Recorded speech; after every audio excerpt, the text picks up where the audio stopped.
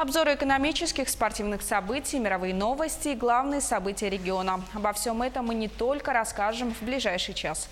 Начнем с курса валют. На сегодняшний день курс рубля к иностранной валюте, установленный Центробанком, составил за доллар 63 рубля 86 копеек, евро 71 рубль 14 копеек.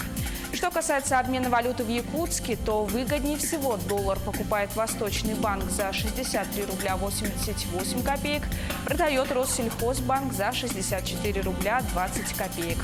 По евро в покупке лидирует Восточный банк 71 рубль и продает выгоднее всего все тот же Восточный банк за 71 рубль 43 копейки.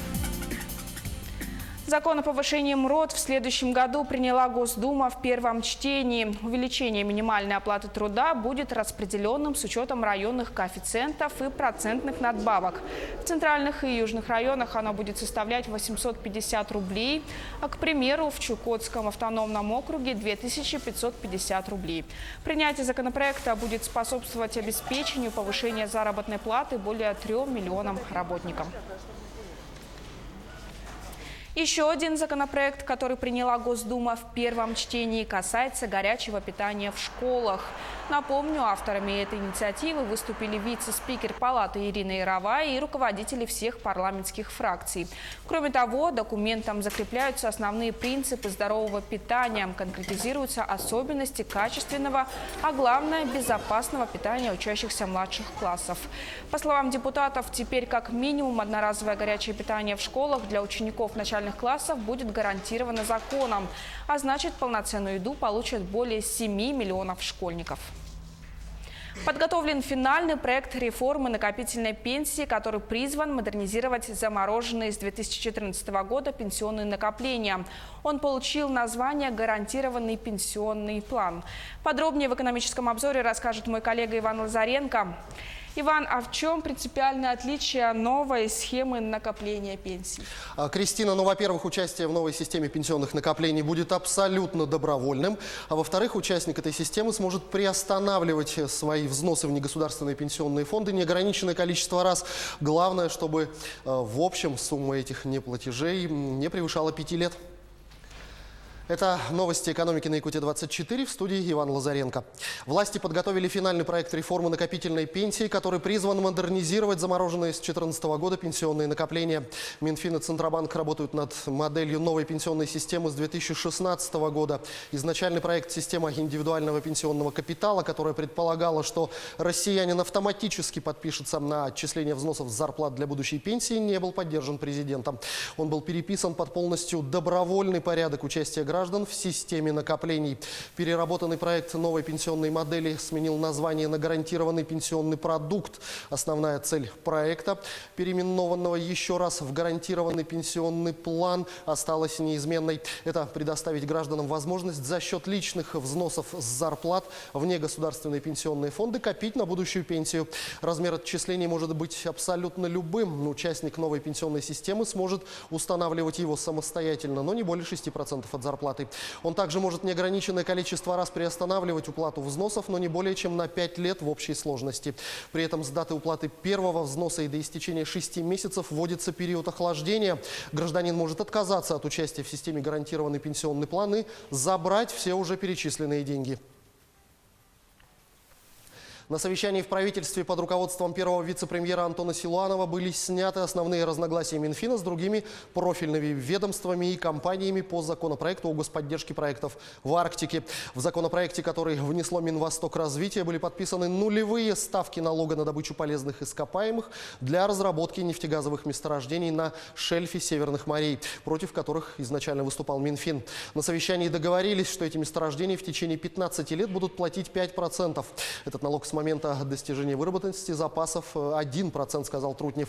Регионы получили право снижать до нуля налоги на земельное имущество и участки, а также региональную часть налога на прибыль для компаний, которые осуществляют проекты на их территории.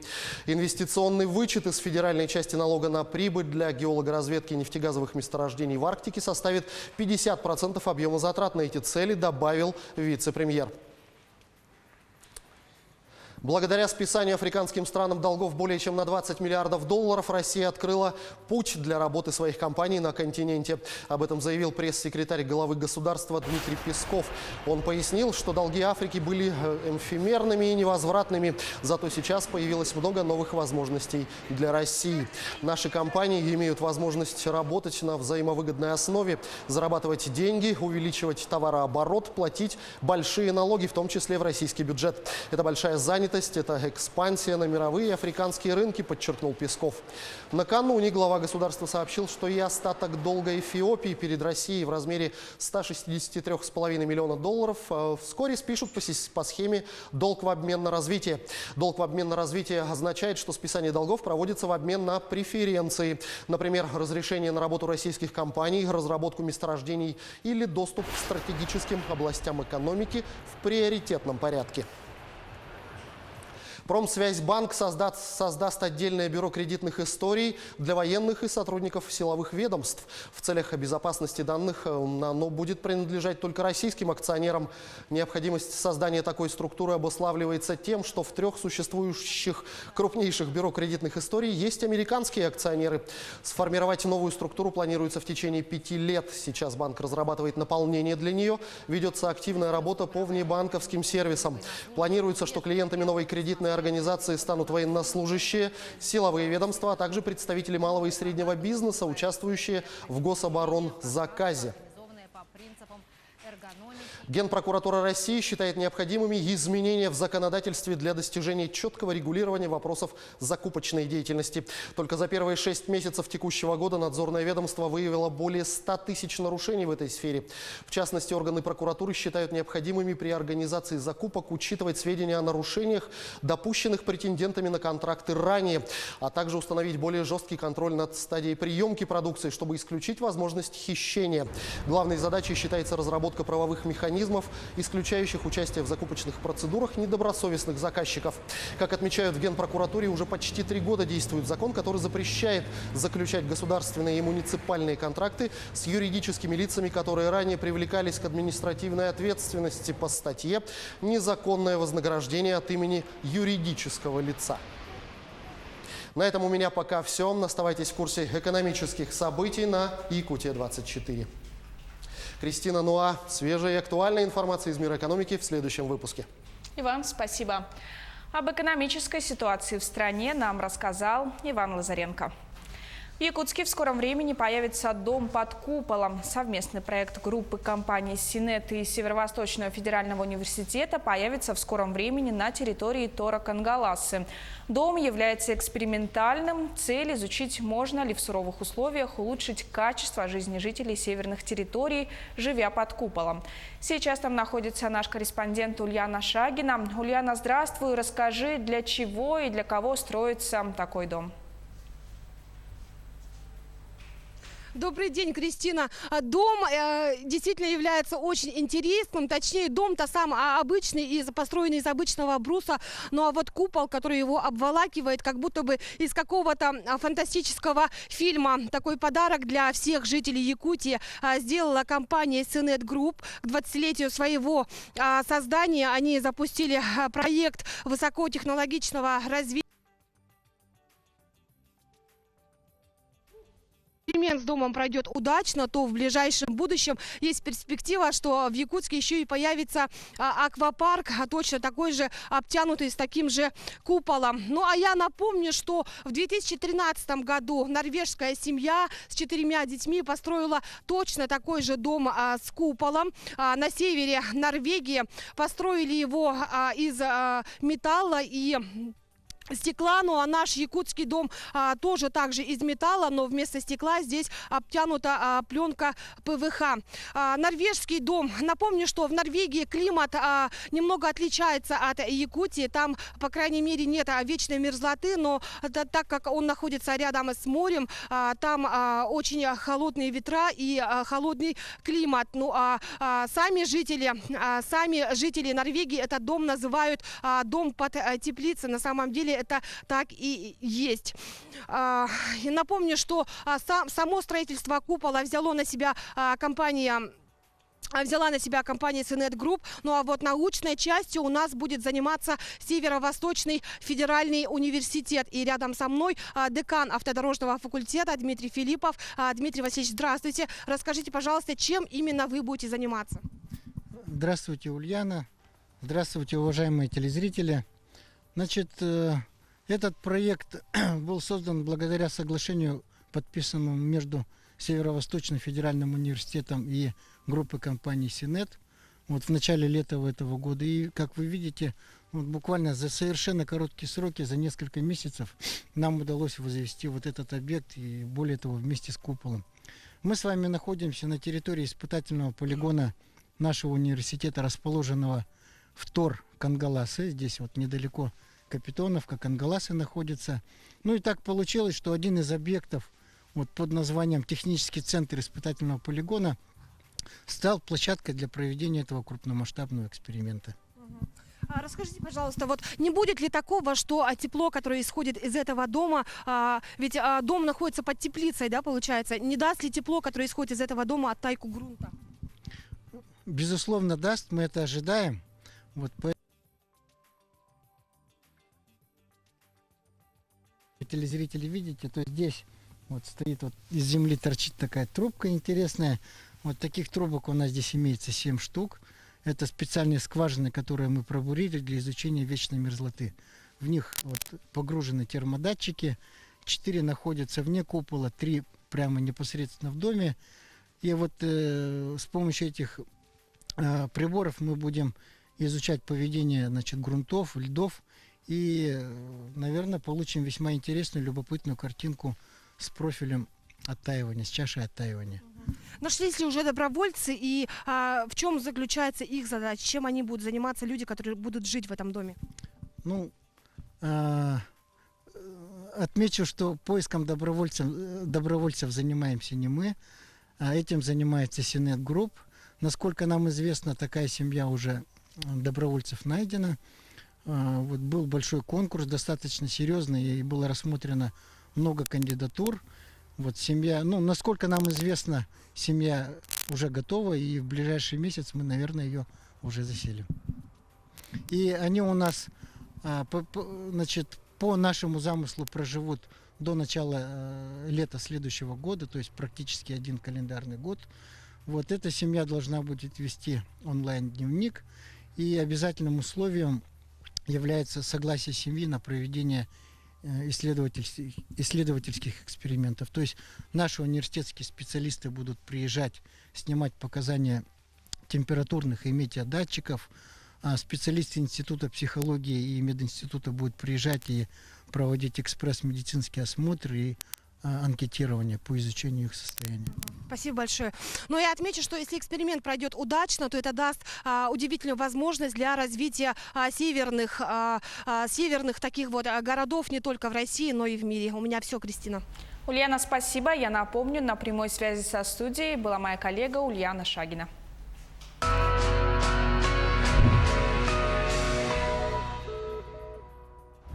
Самая долгая и сильная засуха за последние столетия привела к тому, что в реке Дарлинг, длиннейшей в Австралии, практически пропала вода. Аборигены и местные жители обвиняют в этом правительство, выходят на акции протеста и совершают ритуалы исцеления. Артем Сторонов с подробностями. Самая длинная водная артерия Австралии, река Дарлинг, умирает. Она превращается в цепочку непроточных, дурно пахнущих прудов с водой горчичного цвета, местами засоренных пестицидами, мертвой рыбой и гниющими трупами диких и домашних животных. Река, некогда главный источник жизни и процветания для местных жителей, пала жертвой сильнейшей более чем за столетие засухи. Последние 2 года были самыми жаркими с начала метеорологических наблюдений, и конца этому, по словам синоптиков, в обозримом будущем не предвидится. Для жителей городка Менинди, примерно в 830 километрах к западу от Сиднея, проблема встала особенно остро. Они живут рядом с водохранилищами, которые раньше питала река Дарлинг. Но в 2017 году власти осушили их, направив всю воду на орошение земель на юге Австралии. Раньше озера почти все время были заполнены. Люди катались на лодках, рыбачили. Здесь было отличное, очень популярное место для отдыха. Но теперь водохранилища почти все время стоят сухими. Иссохшая река принесла немало проблем местным жителям, большинство из которых аборигены. Фермерам нечем поливать посевы, питьевую воду приходится покупать в магазинах, да и доходы от туризма за последние годы упали практически до нуля. Когда ты живешь рядом с рекой, а питьевую воду в твой город приходится завозить извне. О чем это говорит? Это говорит о том, что правительство плохо заботится о функционировании системы. Они могут только брать и брать. Они просто высасывают из Австралии все природные ресурсы. Недовольство многих местных жителей уже начало изливаться в акциях протеста. Сторонники более мирного пути предпочитают молиться о том, чтобы река вновь стала полноводной. А аборигены по ночам совершают специальные исцеляющие ритуалы. Красные глаза, слабые ноги, варикоз – неутешительный портрет офисного работника будущего. Исследователи составили его, изучив условия труда 3000 клерков в Европе, рассказывает Роман Чуриков. Где бы вы ни жили, спустившись в час пик в метро, вы увидите примерно такую же картину. Уставшие, невыспавшиеся люди, либо спящие, либо погруженные в свои мысли. Но рядом с выходом из подземки утро в мегаполисе выглядит примерно вот так. Офисные служащие спешат на работу, чтобы весь день сутулиться перед монитором или стучать по клавиатуре. Многие догадываются, что это не самый здоровый образ жизни, но мало кто представляет, к чему именно это может привести. У ответа на этот вопрос есть имя Эмма. Так зовут модель офисного работника будущего. Ученые составили ее на основе анализа условий труда более чем 3000 клерков во Франции, Германии и Великобритании. Эмма иллюстрирует некоторые проблемы со здоровьем сотрудников офисов будущего. Она постоянно сутулится, потому что сидит в неестественной позе на своем рабочем месте. Мышцы ее ног гораздо слабее, ведь она мало двигается. У нее варикоз, так как циркуляция крови в организме нарушена. Ее глаза постоянно красные из-за плохого качества воздуха. Кроме того, из-за загрязнения атмосферы у нее больше волос в ноздрях и ушах, опухший нос и так далее. По мнению исследователей, если клерки не изменят свой образ жизни и рабочие условия, то станут похожими на Эмму уже через 20 лет. Но сделать выводы из этого исследования стоит не только им, считает Уилл Хайем. Работодатели могут значительно улучшить условия труда. Можно проектировать здания так, чтобы у людей было больше места для отдыха, закупать офисные столы и кресла разного типа. Нужно организовывать больше встреч и переговоров в движении, на ходу. А еще, вероятно, можно подумать о полном отказе от клавиатуры, чтобы компьютеры управлялись голосом. Если вкратце, чем меньше сотрудники будут сидеть за столом, тем лучше. Пока же результаты анонимных опросов неутешительны. В Великобритании, например, больше трети всех клерков сидят за столом от 7 до 9 часов в день. Но, возможно, Эмма поможет им превратиться из дятлов клавиатуры в птиц более высокого полета. Принцесса королевства Эсватини, певица Сахниза Дламини зачитала рэп на форуме «Россия-Африка» в четверг в Сочи. Женщина, улыбаясь, увлеченно читает рэп как на английском, так и на свати. Это один из государственных языков Эсватини. Дламини является дочерью короля Эсватини Мсвати III. У себя на родине она также занимает пост министра информационных технологий и связи. В качестве певицы выступает под псевдонимом Пашу. Принцесса известна достаточно бунтарским нравом, выступает против ряда традиций своей родины, в частности, против многоженства.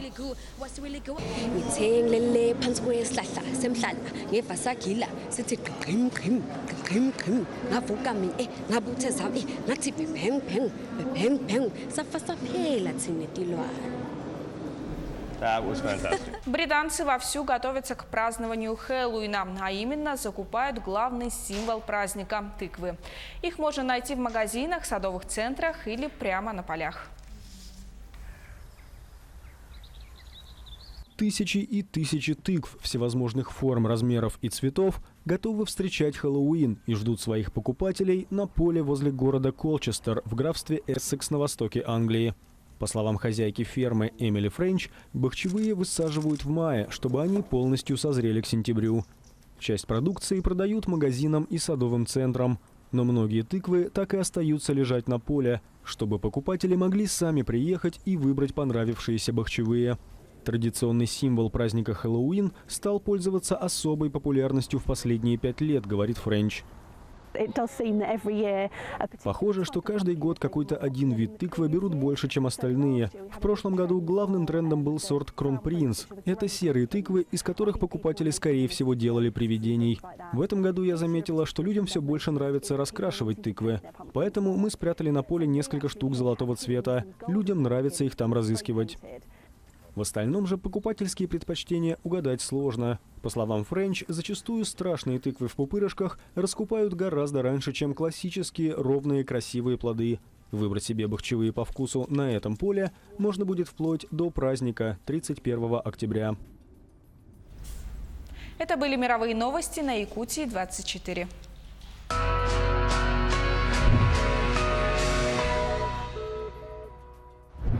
Перейдем к чрезвычайным происшествиям. В Якутске наряд ППС по горячим следам задержал подозреваемых в разбойном нападении. Около часа ночи на пульт дежурной части городского управления полиции поступило сообщение, что возле жилого дома двое неизвестных напали на 30-летнего мужчину. Ориентировки на поимку злоумышленников были переданы всем наружным службам. Подробнее расскажет мой коллега Юрий Осипов.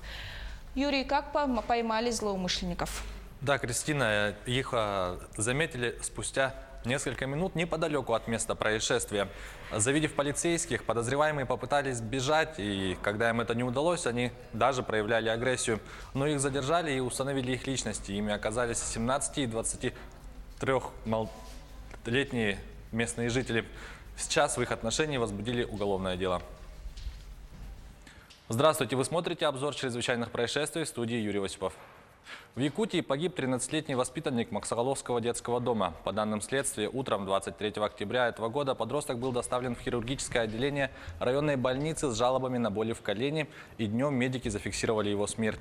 Следственный комитет начал проверку. Для установления причины смерти назначена судебно-медицинская экспертиза.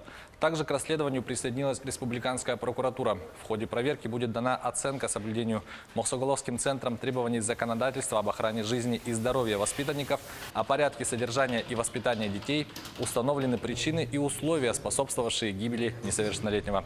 Также в учреждении здравоохранения с привлечением специалистов управления Росздравнадзора Якутии организована проверка качества оказанной ребенку медицинской помощи и ее своевременности. Жители Верхоянского района отправятся в тюрьму за избиение знакомого. Об этом сообщает прокуратура Якутии. Так, пьяный мужчина избил знакомого за то, что тот не дал денег на алкоголь. В ход пошли не только кулаки и ноги, но даже сковородка. Избитый получил тяжелые травмы головы. Суд приговорил подсудимого к 4 годам лишения свободы в исправительной колонии общего режима. В Нюрбе осудили местного жителя, который убил мужчину на глазах у его жены. По сообщению прокуратуры республики, 37-летний мужчина уже не раз привлекался к уголовной ответственности. Пьяный подсудимый поругался со своим родственником и во время драки во дворе 3 раза ударил его отверткой, в том числе в шею. От полученных ран мужчина скончался на месте происшествия. Виновного приговорили к 8 годам в колонии строгого режима. Полиция Калининграда опубликовала видео из камеры, в которой 20 октября бывший член команды районного футбольного клуба «Прогресс» получил обширные ожоги. В воскресенье 36-летнего Ивана Шишкова доставили в отделение полиции в Калининграде за мелкое хулиганство. Как видно на кадрах видеонаблюдения, в камере мужчина вел себя вызывающе и подрался с другим задержанным. После перевода в другую камеру Шишков умышленно повредил радиатор отопления и получил термические ожоги, сообщает региональное управление МВД. Полицейские вызвали скорую и оказали мужчине первую помощь. Затем прибыли врачи и доставили пострадавшего в больницу. Мать Ивана Ольга Шишкова сообщила журналистам, что у него был диагностирован ожог 95% поверхности тела. Мужчина скончался от полученных травм через несколько часов, не выходя из ожогового шока.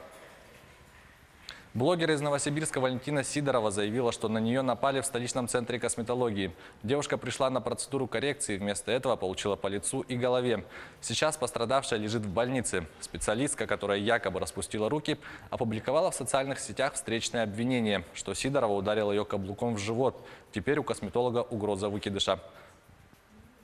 меня избила врач за то, что я сняла на видео, как она мне нахамила. Блогер, певица, композитор и просто красавица Валентина Сидорова делится со своими подписчиками впечатлениями от посещения косметологического центра на севере Москвы. Если хотите быть красивой, обращайтесь вот к этой девушке. Бьюти-блогер записалась к специалисту Олесе Соколан на безобидную процедуру коррекции губ. Правда, услугу так и не получила. Якобы чуть ли не с порога ей начали хамить, и словесная перепалка переросла в бои без правил. Часть конфликта попала в объектив камеры видеонаблюдения. На кадрах косметолог закрылась в кабинете с телефоном оппонентки. Очевидно, удаляла видеодоказательства. В надежде вернуть смартфон Сидорова просила помощи у других клиентов клиники. Я начала умолять людей, посетители были, которые сидели там, помочь мне.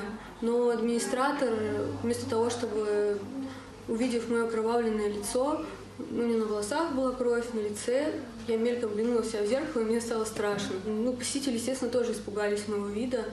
Но администратор сказала: не обращайте внимания, она сбежала из психушки, это сумасшедшая, умалишенная. Дальше случилось то, чего и следовало ожидать в инстасфере. Косметолог Олеся Соколан тоже опубликовала пост. В нем рассказывает, что певица Сидорова пнула ее ногой в живот. Теперь у девушки угроза выкидыша. И ни в чем она не виновата. На самом деле она жертва. Вот даже ссадина на фото. Здесь же угрозы журналистам, мол, рассказали на всю страну и не спросили ее. Да мы бы и рады пообщаться с Олесей. Вот только в салоне красоты отворот-поворот.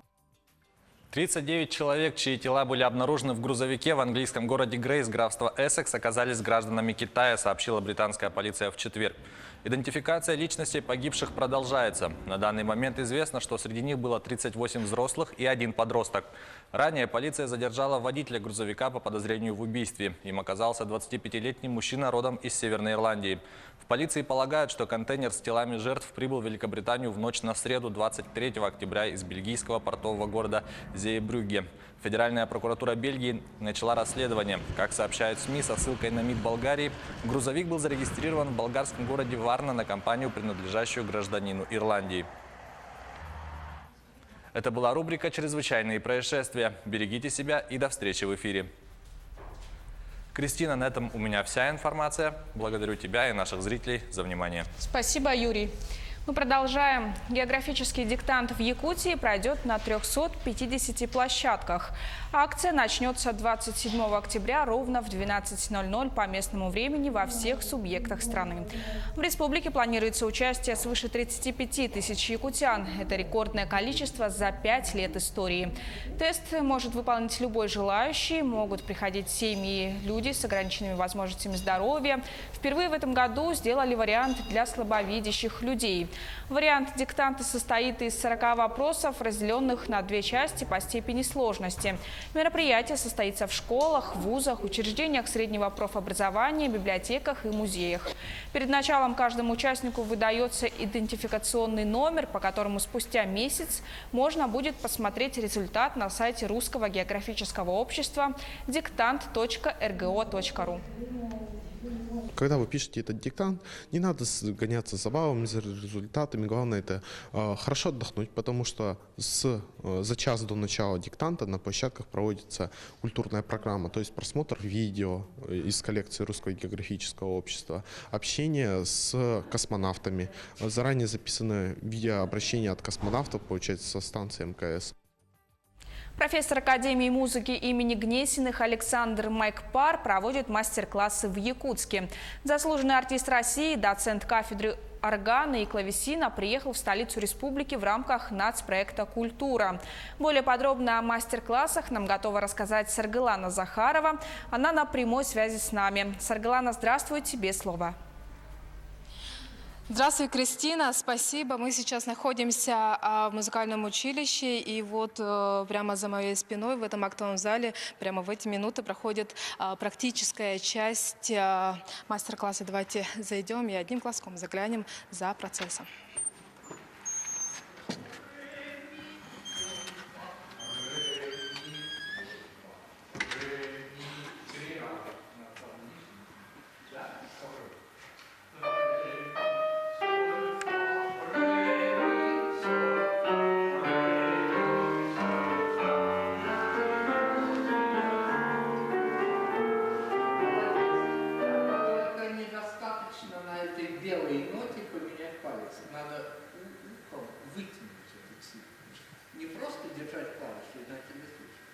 А это волшебство в игре. Значит, ты так должен взять этот си бемоль, вот этот, чтобы он звучал. Да? Но еще раз. Давайте не будем мешать занятию и выйдем обратно в фойе, где я более подробно расскажу о теме мастер-класса. Вообще Александр Майкопара является, можно сказать, единственным в стране, кто изучает такую тонкую науку, как музыкальная иконография. Здесь он пробудет 4 дня, и до практического занятия предшествовала теоретическая часть мастер-класса, где он рассказал преподавателям о том, что такое музыкальная иконография, какое оно имеет значение для инструменталистов, для музыкантов, которые исполняют произведения на фортепиано, на рояле, органе, клавесине и других инструментах. Давайте послушаем, что он рассказал нам. Это вопросы и интерес к картинам старых мастеров европейских художников, в которых запечатлены музыкальные сюжеты. Изображены музыканты, порой на инструментах или в их руках ноты. А часто эти ноты читаются. Мы не обращаем на это внимания, потому что мы ориентированы посмотреть картину и не ожидаем таких деталей. Я удивляюсь, почему никто, кроме меня, этим у нас не занимается. На Западе это разработанная тема, это даже имеет название, даже научное – музыкальная иконография. Вообще принимают участие в мастер-классе, проходят повышение квалификации больше 80 преподавателей. Это преподаватели Якутского музыкального колледжа, высшей школы музыки и школы искусств города Якутска. Ну а своими впечатлениями нам сейчас поделится непосредственно сам участник мастер-классов. Пожалуйста, представьтесь, как вас зовут и откуда вы. Добрый день. Заведующая отделением специального фортепиано Якутского музыкального колледжа Лера Васильевна Кулаковская. Примечательно, что в стенах нашего большого отреставрированного концертного зала происходят такие знаменательные события, как встреча с представителем очень знаменитой, известной во всем мире династии, которая вложила неоценимый вклад в фортепианное искусство не только России, но и всего мира. Это династия Майкопаров. Сегодня у нас в гостях со вчерашнего дня проходят встречи, лекции и мастер-классы Александра Евгеньевича Майкопара, который является внуком знаменитого Самуила Майкопара, чьи произведения знакомы всем пианистам, не побоюсь этого слова, когда-нибудь, где-нибудь. Любой пианист всегда играет все произведения Самуила Самуила Майкопара. А насколько полезны вообще вот такие вот мастер-классы для преподавателей и для самих учеников? Такие встречи очень полезны. Я считаю, что любой преподаватель музыкальной школы, музыкального колледжа, высшей школы музыки, представители которых сегодня у нас присутствуют, приобретают неоценимый опыт в педагогике, в исполнительстве. Я по-своему даже завидую вот тем деткам, которые сегодня получают мастер-классы у такого мастера, как Александр Евгеньевич. И, пользуясь случаем, я бы хотела поблагодарить ресурсно-проектный центр при Министерстве культуры, наше Министерство культуры нашей республики за столь уникальную возможность поприсутствовать и приобщиться к мастерству такого талантливейшего музыканта и выдающего деятеля, как Александр Евгеньевич Майкопар. Спасибо большое. Я благодарю вас за такой ответ. И я напомню, что приезд Александра Майкопара был организован благодаря нацпроекту «Культура». Он стартовал в этом году, и Александр Майкопар стал первым деятелем искусства, который приехал к нам сюда, в Якутию. Вообще за этот нацпроект планируется приезд еще 155 деятелей искусства. Все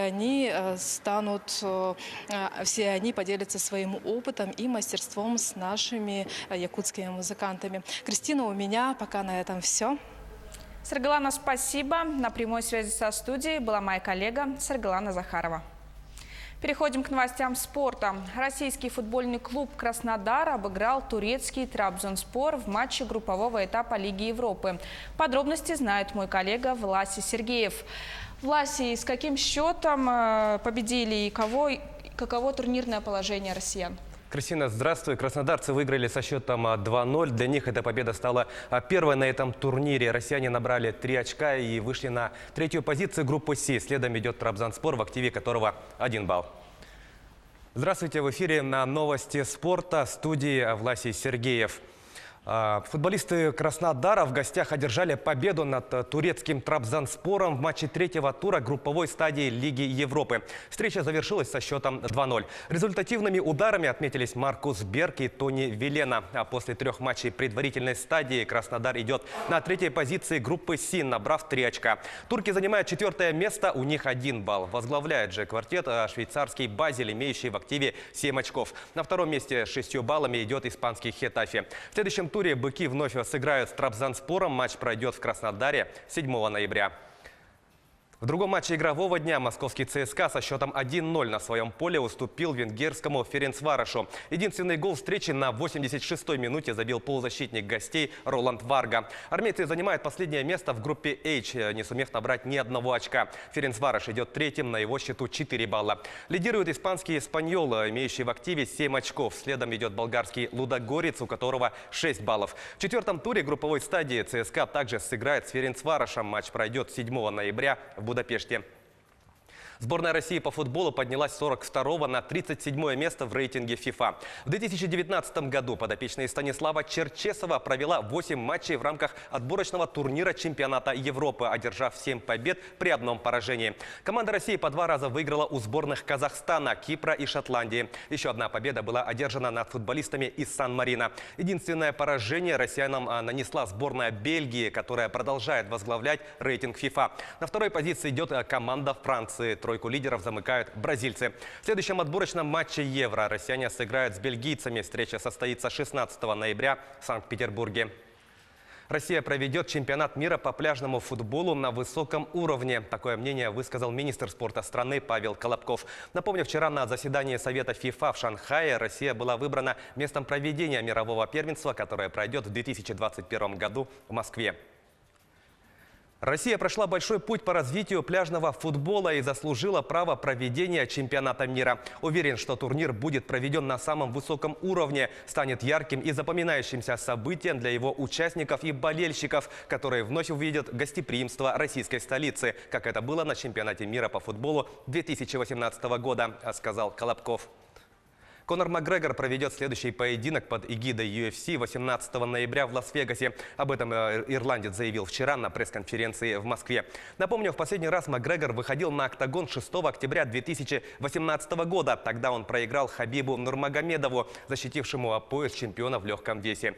После этого поединка завязалась драка с участием членов команд бойцов. В итоге ирландец был дисквалифицирован на 6 месяцев, а россиянин на 9. В данный момент на счету 31-летнего Макгрегора 21 победа и 4 поражения. Бой будет 18 января в Лас-Вегасе. Я согласовал эту дату. Я уже знаю оппонента, но я не буду говорить о нем, потому что UFC опять его поменяет, заявил ирландец. В Центре спортивной подготовки «Триумф» состоялась пресс-конференция с участием якутского бойца смешанного стиля Узаира Абдуракова, который одержал победу на турнире по современному панкратиону «Битва на Амуре». Соревнования прошли в Комсомольске на Амуре. Напомню, якутянин в рамках поединка за пояс чемпиона одержал победу над хозяином октагона Ильей Гаджеем. На пресс-конференции Узаир, выступающий за команду «Саха Рестлинг ММА», вместе со своим тренером Иваном Охлопковым представил чемпионский пояс и ответил на вопросы журналистов. Теперь в его активе 12 побед и ни одного поражения. Захожу в октагон, и все, тишина, никого не слышишь, никого не чувствуешь, ты этот адреналин только бойцы могут рассказать, что за чувство там. Боец поймет, какое чувство в октагоне бывает. И все, ты тишина, никого не чувствуешь, и ты знаешь, ты хорошо трудился, потел, много крови, много пота проливал, ты готов к этому бою и выходишь на бой и делаешь свое дело. К этому часу это все спортивные новости. Мы продолжаем следить за событиями в жизни российского и мирового спорта. Кристина, вам слово. Спасибо, Власий. С нами был наш спортивный обозреватель Власий Сергеев. Приближаются выходные дни. О том, куда можно сходить и на что посмотреть, расскажет мой коллега Александр Хавренко. Саша, здравствуй. Что интересного ожидать жителям и гостям столицы в эти выходные? Да, здравствуй, Кристина. Кинотеатры и театры приготовили для зрителей много всего интересного, и обо всем по порядку. В кинотеатрах на большой экран вышел фильм «Зомбиленд. Контрольный выстрел». Ровно 10 лет назад зрители познакомились с «Отчаянной четверкой», Коламбусом, Телохаси, Вичитой и Литл Рок, оказавшихся посреди охваченной зомби-вирусом Америки. В борьбе за выживание четверка стала настоящей семьей. «Контрольный выстрел» является прямым продолжением первой части картины «Зомбиленд». «Отчаянная четверка» продолжает путешествие по Америке, но теперь они противостоят не только кровожадным восставшим мертвецам, но и таким же выжившим, как и они, но избравшим другие правила игры. В главных ролях 3 номинанта на премию «Оскар» – Вуди Харрельсон, Джесси Айзенберг и Эбигейл Брейслин, а также оскароносная Эмма Стоун. Также в кино отечественный фильм «Текст» режиссера Клима Шипенко по одноименной книге Дмитрия Глуховского. Главный герой картины по имени Илья выходит из тюрьмы, где он провел 7 лет по ложному обвинению в распространении наркотиков. Случайно встретив человека, который его подставил, Илья не смог сдержать эмоций и убивает его. С места преступления Илья забирает телефон убитого, а вместе с телефоном и его личность. Теперь в СМС, социальных сетях и звонках он совсем другой человек. В нем самые яркие наши воспоминания. Для маленьких зрителей в кинотеатрах начался мультфильм «Сельма в городе призраков». Для меня! Мультфильм расскажет о девочке Сельме, которая выросла в любящей приемной семье, но уже 16 лет она мечтает встретить своих настоящих родителей. Неожиданно ее старший брат находит древнюю книгу заклинаний, открывающую путь в другие миры. Втроем они отправляются в путешествие и удивительный город призраков, чтобы отыскать ключи к прошлому девушки. Как же мне было одиноко. Я искала их везде, где только могла, кроме запретного замка. Русский драматический театр имени Пушкина в субботу приглашает на полюбившуюся постановку «Два берега одной победы» по пьесе Владимира Федорова в постановке Андрея Борисова. История о мужестве, проявлявшемся в тяжелых северных условиях у советских летчиц и американских летчиков, перегонявших с Аляски американские истребители и бомбардировщики, о невероятной отваге, огромной любви к своей родине, силе духа и многом другом.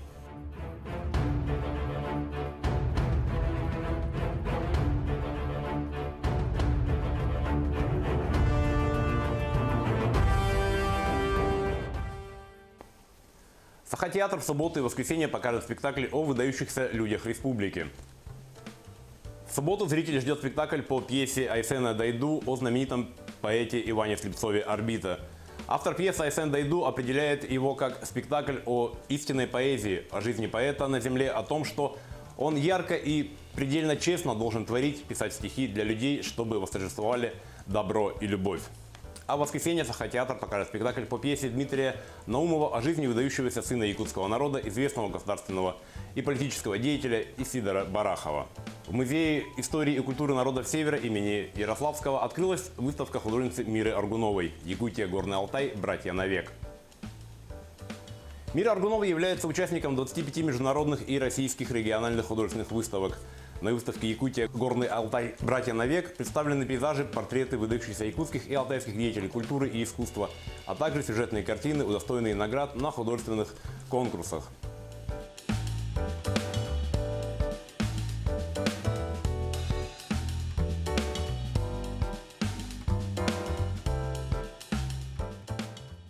В среду Государственный театр оперы и балета стартует фестиваль балета «Стерх». В программе фестиваля 30 октября «Лебединое озеро», 31 октября «Дон Кихот», 1 ноября «Корсар», 2 ноября балет «Спартак», а завершится фестиваль 3 ноября грандиозным гала-концертом с участием всех гостей и звезд балета. Ну что ж, выходные нас ждут не скучные. Всего вам доброго. Кристина. Саша, спасибо за информацию. А о том, какая погода сейчас наблюдается в Нерюнгринском районе, нам готова рассказать наш корреспондент Александра Цыбикова. Саша, приветствую. Здравствуй, Кристина. О погоде в Нерюнгринском районе. Уже выпали небольшие осадки. Хочется напомнить, что в середине октября у нас растаял почти весь снег, что очень аномально для Южной Якутии. И вот сейчас все наверсталось в упущенное. 20 сантиметров снега. Дорожные службы работают в полную мощь, но, конечно же, не справляются. Также участились случаи травматизма и аварийность. Самая большая проблема, конечно, для нерюнгринцев — это не перепады температур, а именно перепады давления. Сейчас у многих гипертоников скачет давление, и поэтому очень много обращений в приемный покой. Но, в принципе, погода у нас терпимая. Сегодня -8, некоторые не сильные порывы ветра, но осадков пока на сегодня не ожидается. На этом у меня все, Кристина. Саша, спасибо. Я напомню, на прямой связи из Нерюнгри была моя коллега Александра Цыбикова. И в завершении выпуска о погоде в крупных городах республики. В Алдане -6 градусов, ветер дует со скоростью 2 метра в секунду. В Ленске -10, ветер 1 метр в секунду.